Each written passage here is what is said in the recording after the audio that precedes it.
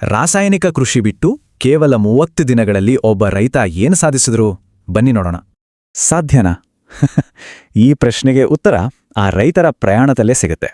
ಈ ಕಥೆ ಶುರು ಆಗೋಡೆ ಒಂದು ಸಾಮಾನ್ಯ ಸಮಸ್ಯೆಯಿಂದ. ಮಣ್ಣು ಸತ್ವ ಕಳ್ಕೊಳ್ತಾ ಇತ್ತು. ಇದಕ್ಕೊಂದು ಪರಿಹಾರವಾಗಿ ಸಂಪೂರ್ಣ ನೈಸರ್ಗಿಕ ಕೃಷಿಗೆ ಇಳಿಯೋ ನಿರ್ಧಾರ ಮಾಡಿದ್ರು. ವಿಧಾನ ತುಂಬಾ ಸಿಂಪಲ್. ಜೀವಾಮೃತ, ಬೇವಿನ ಸ್ಪ್ರೇ ಬಳಸಿ ಕೆಮಿಕಲ್ಸ್ಗೆ ಸಂಪೂರ್ಣವಾಗಿ ಗುಡ್ ಬೈ ಹೇಳಿದ್ರು. ಹಾಗಾದ್ರೆ ಈ 30 ದಿನಗಳ ಜರ್ನಿಯಲ್ಲಿ ಏನೆಲ್ಲ ಆಯ್ತು ನೋಡೋಣ ಬನ್ನಿ. ಮೊದಲ 10 ದಿನ ಅಂಥ ದೊಡ್ಡ ಬದಲಾವಣೆ ಏನೂ ಕಾಣಿಸಿರ್ಲಿಲ್ಲ. ಸ್ವಲ್ಪ ತಾಳ್ಮೆ ಬೇಕಿತ್ತು. ಆದರೆ 20 ದಿನಗಳ ನಂತರ ಕಥೆಗೆ ಒಂದು ದೊಡ್ಡ ಟ್ವಿಸ್ಟ್ ಸಿಕ್ತು.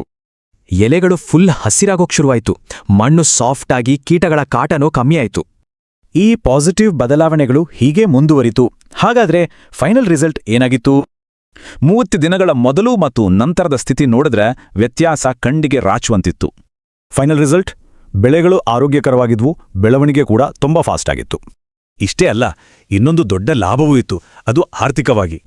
ಹೌದು, ರಾಸಾಯನಿಕಗಳ ಮೇಲೆ ಮಾಡ್ತಿದ್ದ ಖರ್ಚು ಗಣನೀಯವಾಗಿ ಕಮ್ಮಿಯಾಯಿತು. ಇದನ್ನೇ ನೋಡಿ ಆ ರೈತ ಹೇಳಿದ್ದು, ಇದೇ ನೋಡಿ ನೈಸರ್ಗಿಕ ಕೃಷಿಯ ತಾಕತ್ತು ಅಂತ. ಹಾಗಾದ್ರೆ ಈ ಒಂದು ಚಿಕ್ಕ ಪ್ರಯೋಗ ಕೃಷಿಯ ಭವಿಷ್ಯದ ಬಗ್ಗೆ ದೊಡ್ಡ ಪ್ರಶ್ನೆ ಮೂಡಿಸುತ್ತೆ ಅಲ್ವಾ?